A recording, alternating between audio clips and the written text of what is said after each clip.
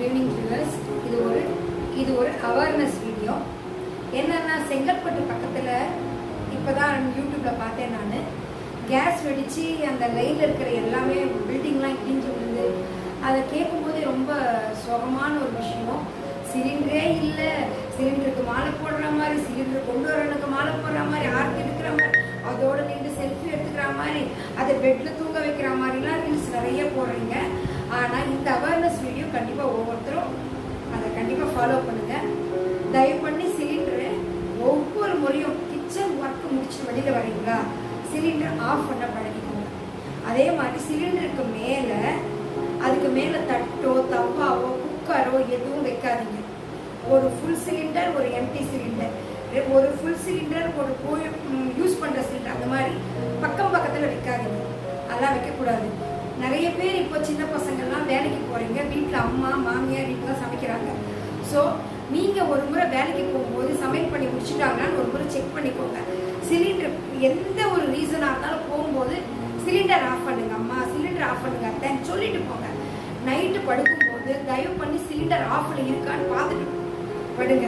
In case மறந்துட்டீங்கன்னா கண்டிப்பாக ஜன்னலோ கதவோ எதனா இருக்கும் திறந்துட்டு ஒரு 10 நிமிஷம் கழித்து லைட்டெல்லாம் போடுங்க.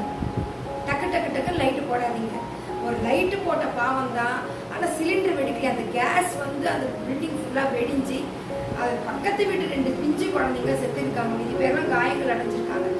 ரொம்ப கஷ்டமாக இருக்குது பார்க்கும்போது நியூஸ். ரொம்ப கேர்ஃபுல்லாக இருங்க.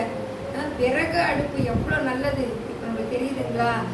நிறைய வீட்டில் பெரிய பெரிய சிட்டியில் நிறைய வீட்டிலலாம் ஜன்னல் இல்லாத கிச்சனு, அதுக்கப்புறம் வந்து பொறுப்பு இல்லாமல் நம்ம கடகடன்னு சமைக்கிறோம், ஒழுக விட்டுறோம் கேஸில். அது உடனே எடுத்து துடைக்கிறது இல்லை. கேஸ் மேடை கீழே நிறைய பேர் நான் பார்த்த வரைக்கும் நிறைய பேர் அதை க்ளீன் பண்ணி தினமும் துடைக்கிறது கிடையாது. அதெல்லாம் க்ளீனாக வச்சுக்கிட்டிங்கன்னா அந்த துகள்கள் போகாது, அடைக்காது, டக்குன்னு கேஸ் அடிக்கும். கேஸ் இப்போ 3 பர்னர் 4 பர்னர் வச்சுக்கோங்களேன். ஒரு பர்னர் திருப்பிருப்பீங்க வேலைக்கு போகிற வருஷத்தில், அது எரியாது. ஐயோ டைமை பார்த்துருப்பீங்க, ஏதோ குழந்தைங்க கூப்பிடுவோம், இல்லை ஹஸ்பண்ட் கூப்பிடுவாரு, ஏதோ ஒரு தொந்தரவு. அந்த திருகின பர்னர் அப்படியே அப்படிங்க பக்கத்து பண்ணி எரியலையே, ஆஃப் பண்ணுமா இல்லையான்றது மறந்துட்டு பக்கத்தில் இருக்கிற பர்னர் ஆன் பண்ணி சமையல் பண்ணிட்டு இதை ஆஃப் பண்ணாமல் கூட ஓடிடுவீங்க. அந்த மாதிரி சிறுக சிறுக சிறுக கேஸ் ஃபார்ம் ஆகி வீடு ஃபுல்லாக பரவும். ரொம்ப ஜாகிரதை, ரொம்ப ஜாகிரதை.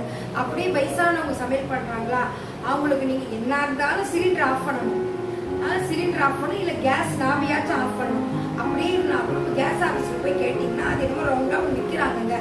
சிலிண்டருக்கு சைடில் விற்கிறதா 1000 ருபீஸா. அது ஒன்று வாங்கி வீட்டில் வச்சுருங்க. குழந்தைங்க இருந்தால் கிச்சனில் சமைக்கும் போது குழந்தைங்களை வச்சுக்கிட்டு பேசி சமைக்காதீங்க. அது எனக்கு தெரியாது, டக்குன்னு ஞாபகம் நீங்கள் வரும்போது ஞாபகம் ஆன் பண்ணிடும். நீங்கள் சிலிண்டரே இன்கேஸ் ஆஃப் பண்ணாலும் நான் ஆன்ல இருக்கா ஆஃப்ல இருக்கா, இதை நம்ம பற்ற வைக்கிறோமே அப்படின்னு கொஞ்சம் ப்ரெசன்ஸ் ஆஃப் மைண்டோட பண்ணுங்க. ஜன்னலை திறந்துட்டு பண்ணுங்க. கொஞ்சம் தூக்க கலக்கத்தெல்லாம் போய் கேஸ் ஆன் பண்ணாதீங்க. கொஞ்சம் கேர்ஃபுல்லாக இருங்க. இனிதே வாழ்க, வாழ்க வயல். நன்றி.